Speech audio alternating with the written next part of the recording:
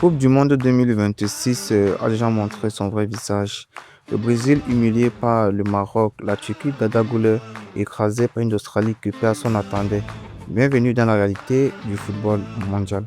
Alors, bienvenue sur ma chaîne YouTube, la chaîne qui voit le football autrement. Si tu es nouveau ici, abonne-toi maintenant, active la cloche de notification et puis on commence. Pour le premier match de la journée, c'est le Brésil face au Maroc sur un score nul de 1 but à 1. Alors, joué sur MetLife Stadium de New York, la salle attend le grand Brésil de Carlos Ancelotti en face le Maroc de Mohamed Wabi. Sur le papier, le Brésil très favori face à un upside aussi très solide, mais sur le terrain, toute autre chose va donc se passer. Sur la composition, Ancelotti aligne un 4-2-3-1 avec Alisson dans le but, la charnière Marquinhos Gabriel dans l'axe. Un Casemiro et Guimarães au milieu de terrain. Le trio très offensif du Brésil, Vinicius Junior, Rafinha et Igor Thiago. Du côté marocain, Wabi compose sans Naef, Aguerd ni Abdé. Mais aligne aussi Boadi et Anoui et Onani au milieu de terrain avec le trio offensif aussi, Brahim Diaz, Saibari et Kanous en attaque. Alors, ici, on assiste à un match très surprenant du côté du Maroc qui, après avoir passé une très belle Coupe du Monde de 2022, n'a pas aussi baissé les bras maintenant.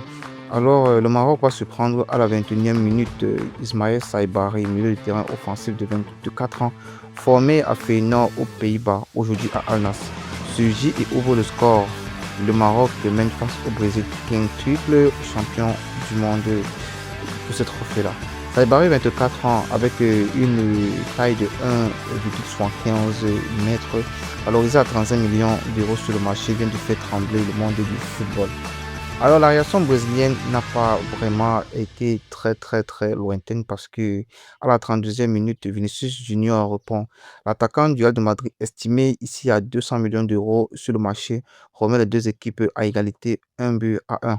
Mais le Brésil ne retrouvera pas la faille plus tard. Bono et la défense marocaine ont tout arrêté.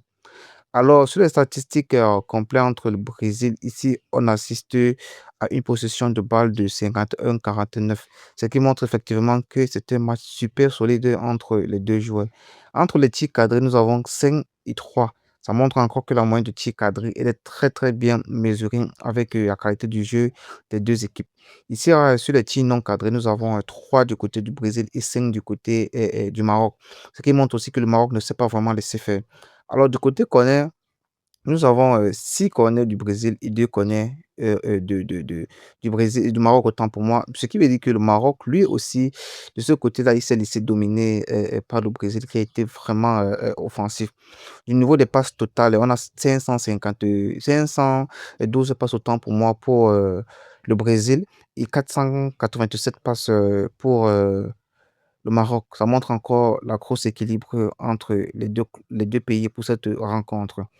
Alors, on a 12 tirs au total pour le Maroc contre 11 tirs pour le Brésil. Donc, ça montre encore le caractère du Maroc dans ce match. Une parité totale qui dit tout l'équilibre de ce match, comme je le disais. Après, le Brésil de Ancelotti a confirmé ses limites, largement dominé statiquement. Il n'a pas trouvé la solution face à un Maroc accroché, organisé et diablement efficace. Un match nul qui fait l'effet d'une défaite pour la Seleção. Évidemment, parce que sur le papier, la Seleção était gros favori et lui tenant du record de 5 trophées pour cette compétition et avec des joueurs de niveau international très important.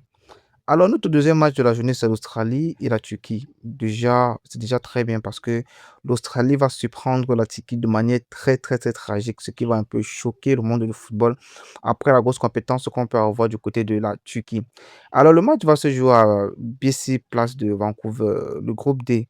La Turquie favorite à 58 à 56% selon les bookmakers face à une Australie upside côté à 5,10 du côté des paris sportifs. Tout le monde attendait Adagol Karanoglu et la machine turque.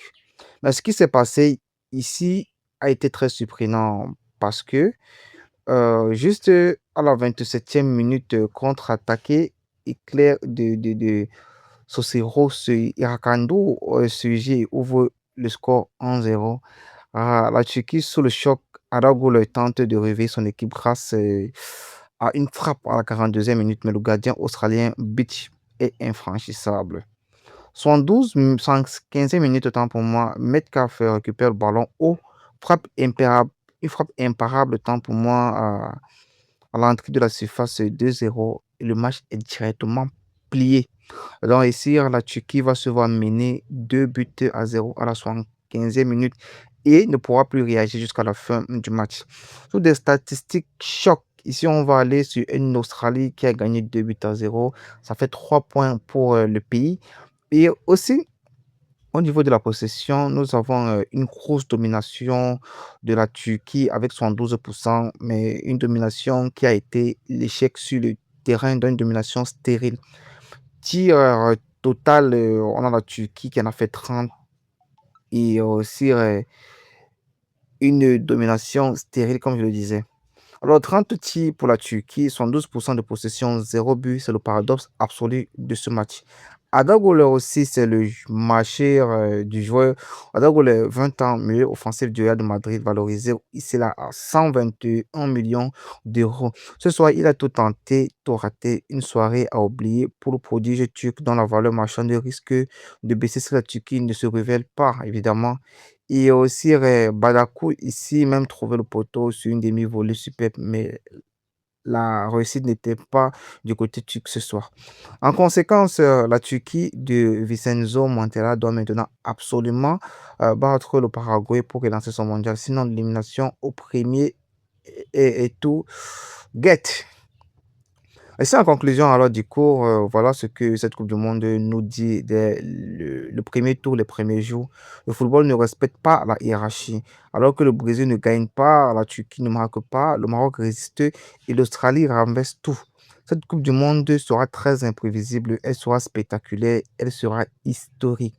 Alors sur ma chaîne Soneland sera là et match après match et pour tout décrypter, tout analyser pour vous expliquer.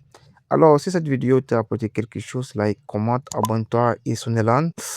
On se retrouve plus tard pour une prochaine vidéo ou un prochain débrief. À bientôt.